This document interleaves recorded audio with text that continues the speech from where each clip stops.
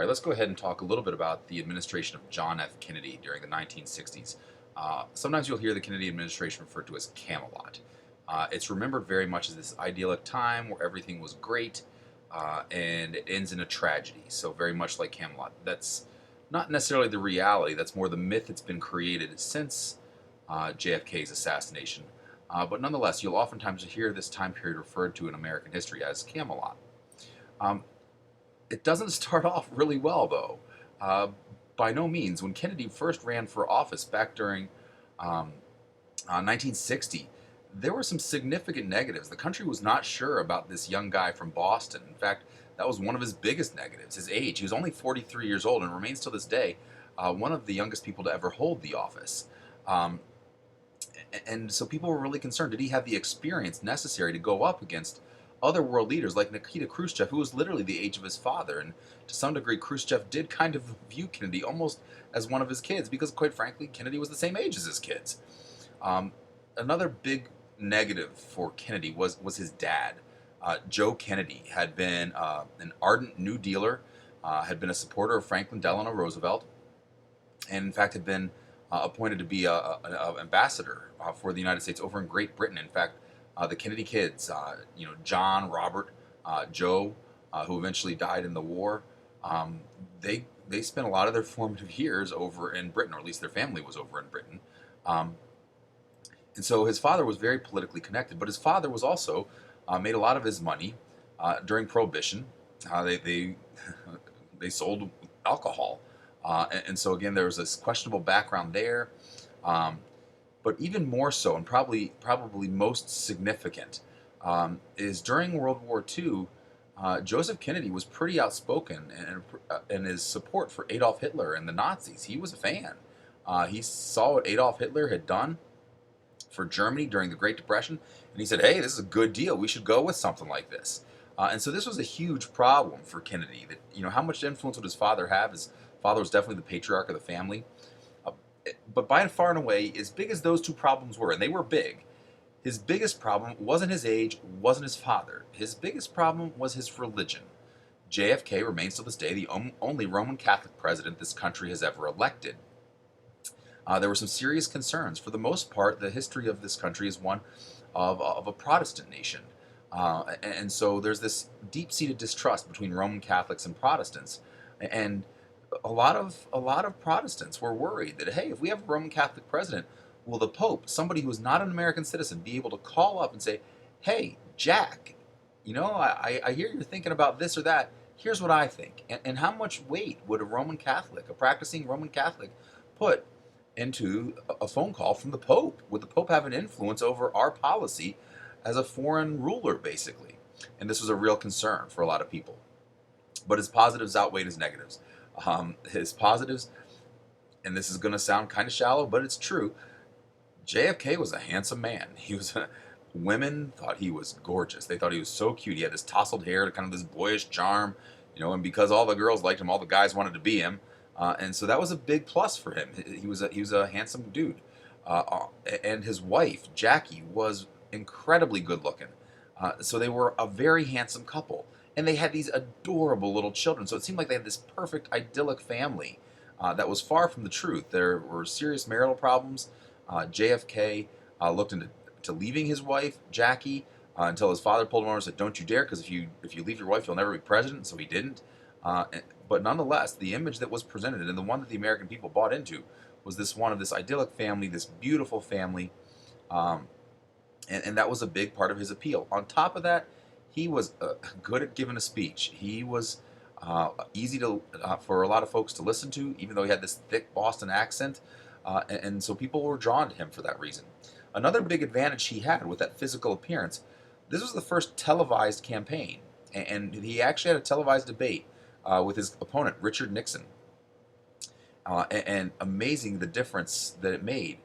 Prior to the debates, it was pretty even. And after the debates, it was still pretty even, but things started to tilt a little bit towards Kennedy.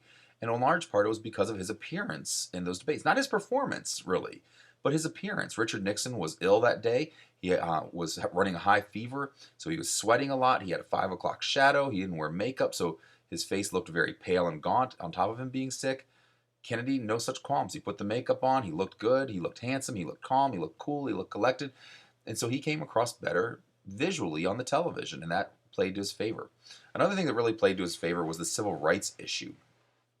Uh, Richard Nixon at the time was the vice president of the United States, and the official policy line of the Eisenhower administration was they stayed out of a lot of civil rights issues. And while Nixon himself was a supporter of civil rights, he really didn't say much about it during the campaign because he felt like he kind of had the toe of the party line with Eisenhower, and they weren't going to get into that. Kennedy was under no such restrictions. And so when Martin Luther King is arrested down in Georgia, Kennedy calls his dad and says, hey, who do we know? His dad says, hey, I know a judge down there. Calls him up, gets Martin Luther King released, and all of a sudden that really starts to swing the African American vote in Kennedy's direction. And it's one of the things that probably tips the scale. The election was incredibly close. Nixon probably could have contested it. It was that close. Again, a very, very slim margin. JFK did not win by a landslide by any stretch of the imagination. So, again, he has this idyllic image, Camelot, but the reality was something a little different. Also, something very different on a lot of the policies that came out of the administration of Kennedy. Foreign policy issues in particular were something he struggled with. For instance, in Cuba, Fidel Castro had just come to power. Kennedy doesn't want to look soft on communism, and so they carry out what had been planned under the Eisenhower administration, an invasion of Cuba. Not an invasion by the U.S. military, really, but an invasion of Cuban nationals, Cubans who had fled Fidel Castro, and they wanted to go back and try to overthrow him. So the CIA backs these guys up. They give them weapons, they give them intelligence, and they help them out. And it's a complete fiasco. It's a complete failure. It looks like the United States here, it is this big country trying to invade this tiny little country. In reality, most of the folks going ashore were Cuban nationals. It was Cubans invading Cuba is what it was. But that's not how it's seen by the rest of the world. And it's a huge disaster, public relations disaster for Kennedy. And it really lays the groundwork for really one of Kennedy's defining moments, which was the Cuban Missile Crisis. Cuban Missile Crisis begins October 16th, 1962, when the United States, with U-2 overflights, U-2s are a type of spy plane, discovers that there are nuclear missiles in Cuba. This caught us off guard. The Soviet Union had never done this before. They had done this specifically in response to the Bay of Pigs invasion. Cuba was nervous about being invaded again. They said, hey, can you help protect us? And the Soviet Union put some missiles in Cuba. A few days later, Kennedy goes on national television and says that the Soviet Union has provoked this, they have put these missiles there, and we cannot accept them. And he announces a naval quarantine around Cuba. In other words, we're not going to let ships pass through. The choosing of the word quarantine was very specific because really what was going on is we were blockading Cuba. The reason why we call it a quarantine is because a blockade is an act of war, and we didn't want to provoke a conflict here any more than there already was one.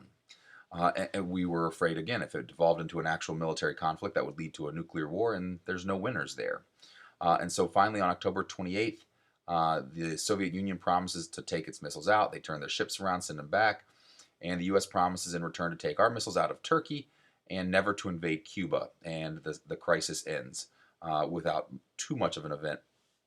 But again, closest this country has ever come to nuclear war. It's the only time in our history where the United States military went to Defense Condition 2 and we opened our silo doors, missiles ready to launch with the intent to launch our missiles. We were literally that close. So again, one of the really defining moments of JFK's presidency. Other things in foreign policy-wise, JFK goes to Berlin.